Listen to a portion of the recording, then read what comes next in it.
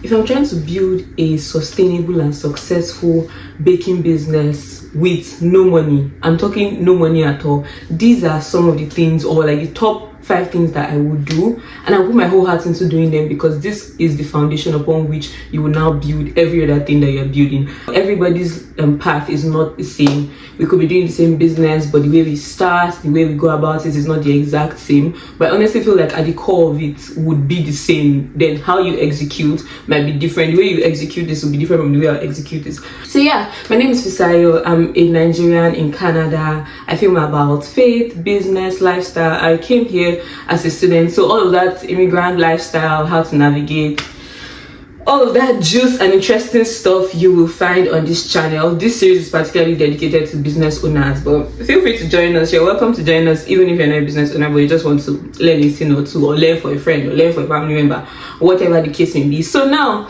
to jump right into today's video, if I were to start a business, a baking business, I do not have any money, how am I going to do it? Like, maybe you're watching this and you're wondering, oh my god, this video is for me because I keep watching other people building this, building that, but it seems like they already had all the money, and so everything just skyrocketed really fast.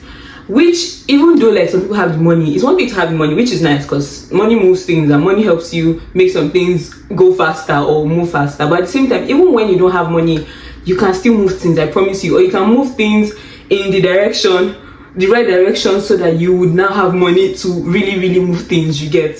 So money is important in business. If you're building a business, you want it to be profitable, you want it to be sustainable, you want it to be something that can exist like without you and still be existing well. Like, it can function perfectly well with or without you, and there will be no hiccups, there will be no issues. This takes time, takes a lot of time, but it is very much very much possible. I started my business at around like 18-19, or at least the thought of it like started solidifying in my mind like 18-19. I was in my parents' house, and I'm very grateful for the time that I did business in my parents' house because it was like a soft cushion for me to rest on, even though like it felt like a hard reset, or a like, I don't know, like being on a trampoline or something. Like, it was just like a spring that I just bounced from there to like now being here in Canada alone and navigating everything. But even though like God has been faithful, but that was a really nice cushion for me. It started with not much money. If you've watched one of my videos on this channel, I spoke about how I started my business with about 20,000 naira,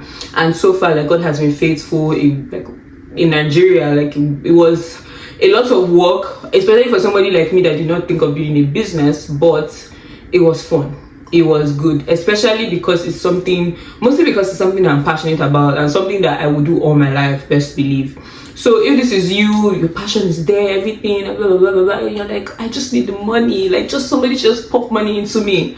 Let's get right into it. I think I've been talking for a while. So the first thing I would do is to, if you don't have money yet, and obviously money is not coming from the business, or you've not started the business, like, actually find a job or a source of income that can fuel your passion. It's nice that you have a passion, it's nice that you want to bake, it's nice that your cakes are amazing, and I know you want to make money from it. I 100% believe in you that you would make money from this business, but I can tell you for free, you will not see the kind of money that you're expecting in the first year, maybe 2 or more. But like, if you have something fueling the business, it will really help. If you have like maybe like me, you stay with your parents, or like I was, like, you're now staying with your parents and they are kind enough to support you, that's great. My parents have been a very solid support for me with my business and running it in their house. Now it's out of their house, but like, thank God. But they really helped me. Like, my dad and my parents would drive me for delivery. I would follow my mom sometimes to the market. Sometimes I'll go with my sister because my sister was also doing business. So both of us used to move around like markets, errands together, which was fun. And it really helped. So this it may not, like, your parents may not be like pumping in all the money. I don't even think they should, because you want to get to the point of responsibility. You want to take this thing as an important responsibility. And I honestly feel like when you're giving something for free, many times you don't value it as much as when you work for something, or when you hustle, when you strive to reach something. Do you get? So find something. If it's a job, you have to start now. It's okay to work a 9 to 5 job while you're building your business. I know. Like many people are like, oh, I quit my 9 to 5 job to focus on my business. It's cute, it's nice, but I don't think that pathway is for everybody. I also don't think it would work in every country. Do you get? So pace yourself, take it easy. Your passion will not go anywhere. It's not running away. I think one of the best advice I got when I came to Canada, in fact, like in relation to business, was that yeah, your passion, you want to bake, you want to do this, you want to do that, but you just go here, calm down, don't pressure yourself, don't try to do it all at once. Take it easy, navigate this new environment for yourself. As time goes by, you get to the point where you get back into baking like you are used to, like, or you used to do in Nigeria. So a job that is paying your bills and maybe also giving you money that you can pour into the business would be really nice, and that would help you, because now there's no pressure on the business to always, like, when you make profit from business, you're using it immediately for something else that is not for the business. So yeah, and then the second thing is that you need to begin to think like a business owner. You need to think business, you need to breathe business, you need to read, you need to explore, not even just explore, like delve into a world of knowledge and just ask questions, read books, watch videos, follow people that are doing the kind of business. Like if like a baker now, you should follow fellow bakers, or at least pages that show you things that would inspire you to bake or to do business better as a baker. There are also people you can like that can mentor you, but it's not like an actual official mentorship, because it's just you maybe watching their content, reading their books, listening to maybe conferences they go for, or listening to podcasts they are on, or listening to them speak, to them teach things. If they have a lot of content already out there that you can use, just use them. There's some people you may not have access to, but you really love things that you're learning from them, and you're like, it's helping you. Tap into that a lot. Tap into it a lot. The internet is a great place, but it can also be a great distraction. So you can be scrolling on TikTok looking for ideas, and then eventually just scroll away into the night. But meanwhile, you can also be scrolling online, actively looking for information and tapping into the information that you're able to find, and moving on with your life to actually execute things that you find, not just scroll and then nothing. Please and please. The next thing is that you want to try your best to surround yourself with people that are business minded. So they don't have to do business. I know, like, sometimes you want to, let's be business owners. Yes, you want people that can relate to your struggles. While even my parents, me and my sisters, my older sister also was doing business. I was doing business. So some struggles I was experiencing, like delivery, wahala, that one, if you're Nigerian, you know,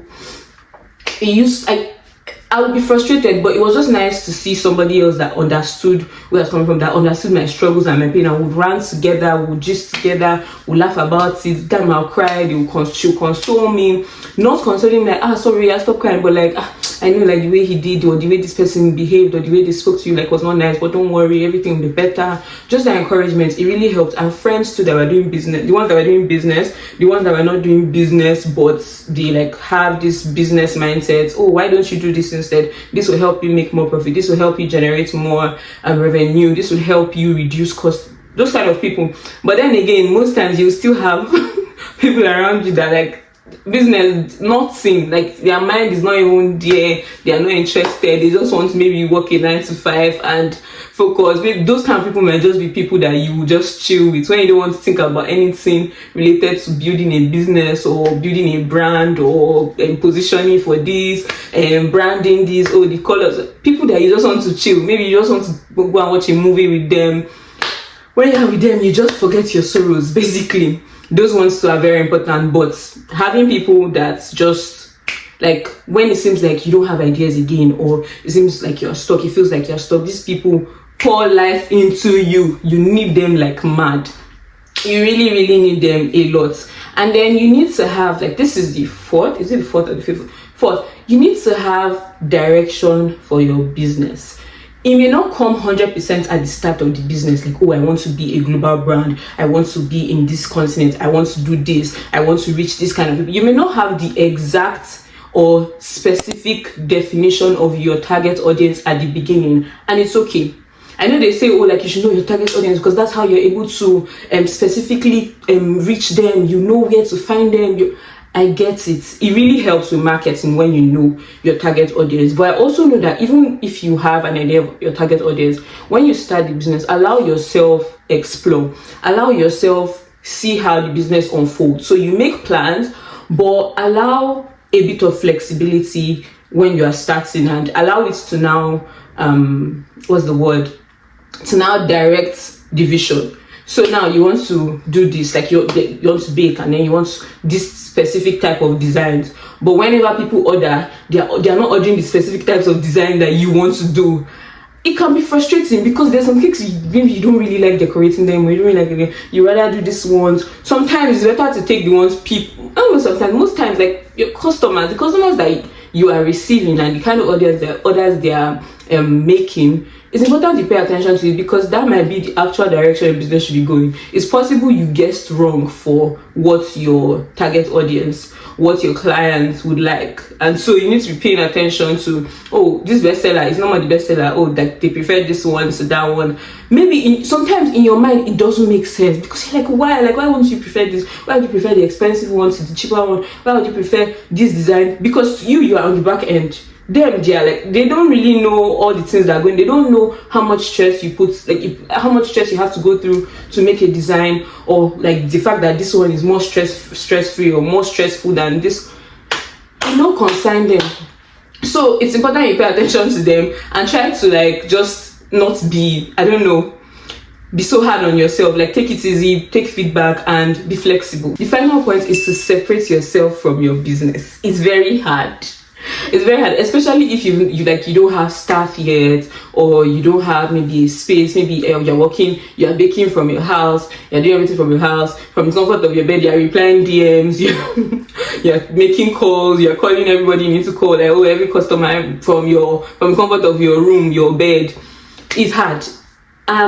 But it's not impossible. And even if you're not able to do it immediately, let it be what you want to do, like a short-term plan, not a long-term plan, a short-term plan. That it's not be your bank account, like your personal account that the money goes into anymore. Or even if it does, like, you separate the money, separate the business, like the workings of the business, separate from your personal life. Separate the money for the business from your personal money. Let's not be that you make so X amount in profits today in the business, and then you're using the profits for your own self. Like, find a way to just separate it, because you are you, and you are supposed to represent your brand, this baking brand that you're building. But at the same time, like, business money is not your personal money. At the same time, there should still be you as who you are, and then the business as what it is. What you're doing is basically look at yourself as a staff in the business, and you are the number one staff. You are the number one representative. You are the number one salesperson, and everywhere you go, you are thinking of like better ways to position yourself, better ways to handle the business, right? So it's hard, but it's possible. You want to do this because if you're going to build except it is a hobby that you want it to remain, and you want it to remain a hobby. If it's a hobby and you want it to remain a hobby, no problem. But if it's something that you're building with the hopes of being big, or you're building it with the dream of having staff, with the dream of being a global brand, you really want something sustainable. The way it can be sustainable is that it's separate from you. That someone else can go through your records. First of all, you should even have records. I hope, I pray. And like, someone else can go through your records and be able to see things transparently. There's nothing like funky. There's nothing disorganized. As much as possible, try to keep records. Thank you for watching this video, and see you in the next episode. Bye.